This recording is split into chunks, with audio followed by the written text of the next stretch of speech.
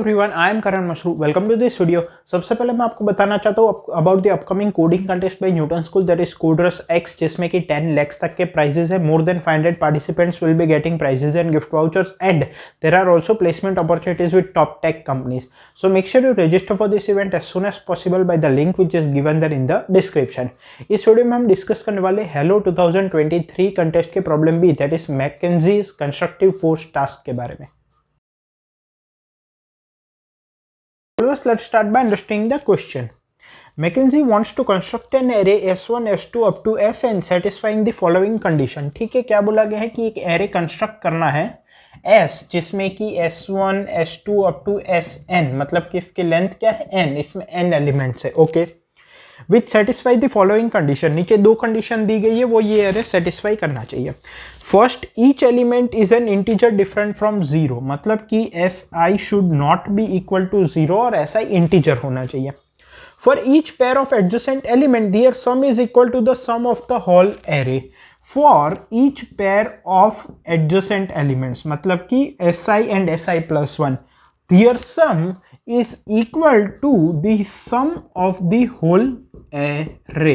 हर एक adjacent elements की जो पेयर है उनका सम टोटल एरे के सम के बराबर होना चाहिए। More formally S I should not be equal to zero for all I between 1 and n, जो कि मैंने यहाँ पे लिखा है, and S1 plus S2 up to plus Sn should be equal to SI plus SI plus 1, जो कि मैंने यहाँ पे लिखा है। Help Mackenzie to construct an array with these properties or determine that it does not exist। तो हमें depending upon the value of n, अगर पॉसिबल है तो हमें ऐसा कंस्ट्रक्ट करना है, नहीं पॉसिबल है तो डिटरमाइन करना है that it does not exist. Input किस तरह से दिया गया है? इनपुट में सबसे पहली लाइन में है t, that is the number of test cases, and हर एक टेस्ट केस में एक इंटीजर n दिया गया है, that is the length of the array. We need to construct keeping this properties in mind. Output में क्या डिस्प्ले करना है? अगर पॉसिबल नहीं है तो सिंपली नो डिस्प्ले कर देना है, अगर पॉसिबल है तो पहले यस डिस्प्ले करना है, एंड देन एसआई के n एलिमेंट्स डिस्प्ले करने हैं जो कि ये दोनों प्रॉपर्टीज फुलफिल करे। Also the value of SI should be between -5000 and 5000, that is given in the question when we create the array, and this is the constraint on test cases and the number of elements in the array. I hope question clear. अब इसके concept पे move करते हैं। सो अब यहाँ पे अगर concept की बात करें तो देखो, हमें इनपुट में n दिया गया है, that is the length of the array we need to construct, और हमें एरे कंस्ट्रक्ट करना है जिसमें कि दो प्रॉपर्टीज हमें ध्यान में रखनी है। एक तो कोई भी एरे का एलिमेंट जीरो नहीं होना चाहिए, सभी इंटीजर्स होने चाहिए लेकिन जीरो नहीं होना चाहिए। सेकंड, हर एक कंसेक्यूटिव एलिमेंट्स का जो सम है, मतलब कि SI plus 1 for all the I from 1 to n-1, the sum of the consecutive elements must be equal to the sum of the whole array. ठीक है, तो ऐसी पॉसिबिलिटी वाला एरे कंस्ट्रक्ट करना है। एक काम करता है, देखो SI not equal to zero से तो कुछ डिड्यूस नहीं कर सकते। एक काम करता है, इससे कुछ क्या हम डिड्यूस कर सकते कि नहीं, ये देखते हैं। अगर मैं इसमें I की जगह 1 रखूं तो it means that S1 plus S2 should be equal to S1 plus S2 plus up to Sn। This should be equal to the sum of the whole array. मतलब कि यहां से अगर मैं इन दोनों को कैंसिल कर दूं तो S3 plus S4 plus up to plus Sn should be equal to 0। पहली बात। नाउ अगर ये हर एक कंसेक्यूटिव एलिमेंट के लिए ट्रू है तो कभी भी मैं दो एलिमेंट निकाल दूं तो रिमेनिंग एलिमेंट का सम 0 होना चाहिए फ्रॉम दिस इक्वेशन। ठीक है, ओके। सेकेंड थिंग, क्योंकि यहां पे जैसे S1 प्लस S2 लिया है, इसकी जगह मैं S3 प्लस S4 भी ले सकता था, S2 प्लस S3 भी ले सकता था, और वो दो एलिमेंट यहां से कैंसिल हो जाते हैं, रिमेनिंग एलिमेंट्स का सम 0 आ जाता है। ठीक है। सेकेंड थिंग, मैं यहां पे ऐसा भी तो लिख सकता हूं, S1 plus S2 is equal to S1 plus S2 plus up to Sn। Sum of two consecutive elements is equal to sum of the whole array which is equal to S2 plus S3। तो यहां पर मैं ये भी कह सकता हूं S1 plus S2 is nothing but S2 plus S3, which means that S1 equals to S3। तो similarly I can say S1 plus S2 is equal to S3 is equal to S5 is equal to S7 is equal to जहां तक भी जा रहा हो। And similarly I can also say, similar अगर मैं equation लिखूं, S2 plus S3 is equal to sum of whole array which is equal to S3 plus S4। Then S2 plus S3 is equal to S3 plus S4. S3 and S3 को cancel कर दो, S2 is equal to S4, which is equal to S6, which is equal to S8, which is equal to S10 and so on. मतलब कि consecutive elements जो है वो same होने चाहिए from the equation S1 is equal to S3 is equal to S5 is equal to S7 and S2 is equal to S4 is equal to S6 is equal to S8 is equal to S10। मतलब कि odd position पे सभी element same होने चाहिए, even position पे सभी element same होने चाहिए, and sum of two consecutive elements must be equal to the sum of the whole array. अब यहां पे अगर आप ध्यान से ऑब्जर्व करो तो हमारा एरे कुछ ऐसा बनेगा, A B A B A B A B and so on. तो यहां पे अगर और ध्यान से ऑब्जर्व करो तो हम इसको दो पार्ट्स में डिवाइड कर सकते हैं, when n is even and when n is odd. तो n इक्वल टू इवन वाला केस काफी इजी हो जाता है। Let us take n equal to 6। तो A B A B A B ऐसा हमारा एरे होगा, because odd elements are equal and even elements are equal, जो कि अभी हमने देखा। And a plus B is equal to a plus B is equal to sum of whole array. दो consecutive elements का सम पूरे array के sum के बराबर है। So it will be equal to 3a plus 3b, which means that 2a plus 2b will be equal to 0, which means that a plus b will be equal to 0, which means that a equals to minus b। तो हमें क्या करना है, जब n even है तो simply a equal to minus B रख देना है। नाउ SI की वैल्यू -5000 से लेकर 5000 के बीच में बोली गई है। तो मैं क्या कर सकता हूं, जब n इवन है तो मैं 2 - 2 2 - 2 2 - 2 ऐसे डिस्प्ले कर देता हूं। कोई भी वैल्यू आप ले सकते हो, मैं 2 ले रहा हूं। सो 2 - 2 2 - 2 2 - 2। Sum of two consecutive elements is 0. Sum of the whole array is also 0. So sum of two consecutive elements is equal to the sum of the whole array. ठीक है ना। और एक चीज हमने देखी कि कोई भी दो एलिमेंट को निकाल दो तो रिमेनिंग एलिमेंट्स का सम 0 होना चाहिए। कोई भी दो कंसेक्यूटिव को निकाल दो तो वो भी यहाँ पे सेटिस्फाई हो रहा है। लेकिन ये जो दो कंडीशन हमें क्वेश्चन में दी गई थी वो तो सेटिस्फाई हो ही रही है। तो n इक्वल टू इवन हो गया। ठीक है। अब n इक्वल टू ऑड की बात करें तो यहाँ पे एरे कुछ ऐसा बनेगा, A B A B A B A. ठीक है ना। तो ये क्या है, a plus B sum of two consecutive elements is nothing but 4a plus 3b, इस तरह का कुछ बनेगा। ठीक है।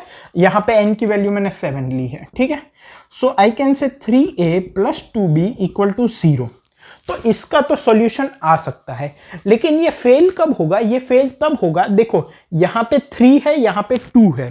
तो इस 3 को मैं कह सकता हूं, मतलब कि जो a का कोएफिशिएंट है 3, इसको मैं क्या कह सकता हूं, इसको मैं कह सकता हूं n - 2। अगर मैं n जो है, n की वैल्यू 7 है, अगर मैं इसमें -2 कर दूं तो m equals to n - 2 let's say, तो that will be equal to 5। तो 3 + 2 इज 5, इन दोनों के कोफिशिएंट का सम। एंड ये जो 3 है वो क्या है, m + 1/2, एंड ये 2 जो है वो क्या है, m/2। m क्या है, 5। ठीक है। तो यहां पे हमें क्या बोला गया था कि कोई भी एलिमेंट 0 नहीं होना चाहिए। अब इन जनरल हम क्या कर सकते हैं, अगर length of the array odd है और वो n है, तो सबसे पहले मैं ले सकता हूं m = n - 2। Now the sum of the coefficient would be m and the difference would be 1। जैसे यहां पे 3 है, 2 है और उन दोनों का सम 5 है। तो a का कोएफिशिएंट m + 1/2 होगा एंड b का कोएफिशिएंट m/2 होगा। तो अगर मैं a की वैल्यू जो है उसको मैं यहां पे मैं क्या करना चाहता हूं, अगर मैं इन दोनों का सम 0 करना है, ये जो है a का कोएफिशिएंट इन जनरल है m + 1/2 times a plus m/2 times b is equal to 0। तो अगर मैं a को विथ माइनस साइन m/2 ले लेता हूं, मतलब कि इस कोएफिशिएंट के बराबर ले लेता हूं, एंड b को मैं विथ प्लस साइन इस कोएफिशिएंट के बराबर ले लेता हूं, m + 1/2, तो ये क्या हो जाएगा, m + 1/2 into a is -m/2 plus m/2 into m + 1/2, और ये प्लस है ये माइनस है, दोनों टर्म सेम है, तो इन दोनों को कैंसिल करके ओवरऑल सम 0 हो जाएगा। तो मैं क्या कर सकता हूं, a की वैल्यू -m/2 ले सकता हूं और b की वैल्यू m + 1/2 ले सकता हूं, है ना। लेकिन ये फेल कब होगा, हमें बोला गया है कि कभी भी एलिमेंट की वैल्यू 0 नहीं लेनी। तो अगर n की वैल्यू 3 होगी तो m की वैल्यू 1 होगी, तो b की वैल्यू तो 1 + 1/2 क्या हो जाएगी, 1 हो जाएगी, लेकिन a की वैल्यू -1/2 दैट इज 0 हो जाएगी और वो अलाउड नहीं है। तो n = 3 वाला सिंगल केस होगा जिसमें कि हम नो प्रिंट कर देंगे। अदरवाइज अगर n की वैल्यू इवन है तो पहले यस प्रिंट करेंगे और 2 - 2 ऐसे प्रिंट कर देंगे। अगर n की वैल्यू ऑड है अदर देन 3 तो सबसे पहले यस प्रिंट करेंगे, फिर n की वैल्यू कैलकुलेट करेंगे, दैट वुड बी n - 2। फिर a जो है ये इक्वेशन बनेगी इन जनरल, तो a की वैल्यू हम ले लेंगे -m/2, b की वैल्यू हम ले लेंगे m + 1/2 एंड ab ऐसा हम प्रिंट कर देंगे फॉर n एलिमेंट्स। तो ab वाली कितनी n/2 पेयर्स बनेगी, टोटल 7 है तो 3 पेयर बनी ना, ab और एंड में एक a। तो हम क्या करेंगे n/i = 1 से लेके n/2 तक मूव करेंगे और हर एक बार ab ऐसे डिस्प्ले कर देंगे और इस लूप में बाहर निकलने के बाद एक सिंगुलर a प्रिंट कर देंगे। यहां पे हमने इक्वेशन के थ्रू डिराइव किया है, आप अगर चेक कर लो। अगर मैं इस एग्जांपल की बात करूं तो a की वैल्यू क्या हो जाएगी, a की value would be equal to -2 because m is equal to 5, a equals to -5/2, that is how much, -2, and b की value would be m + 1/2, that is 5 + 1/2, that is 3। तो यहाँ पे टोटल 7 एलिमेंट्स है, तो -2 3 -2 3 -2 3 and -2। Sum of the whole array कितना है, 9 and -8। Sum of the whole array is 1 and sum of consecutive elements is also 1, और यहाँ पे हमें हमारा आंसर मिल जाएगा। ठीक है, तो हम इस तरह से प्रिंट कर देंगे। n/2 पेयर्स में a और b की वैल्यूज डिस्प्ले करेंगे जो कि इसके बराबर है, एंड लास्ट में एक a को सिंगल प्रिंट कर देंगे। टाइम कॉम्प्लेक्सिटी क्या होगी, big O of number of test cases into n, जो कि गिवन टाइम यूनिट में हो जाएगा। और एक चीज, n की वैल्यू 1000 तक है तो SI की वैल्यू 1000 से भी बड़ी नहीं होगी, तो -5000 से लेकर 5000 के बीच में ही रहेगी, तो उसका भी कोई टेंशन नहीं है। आई होप आपको क्वेश्चन कॉन्सेप्ट दोनों क्लियर है। इसका सॉल्यूशन कोड मैंने कमेंट्स में प्रोवाइड किया। Thank you.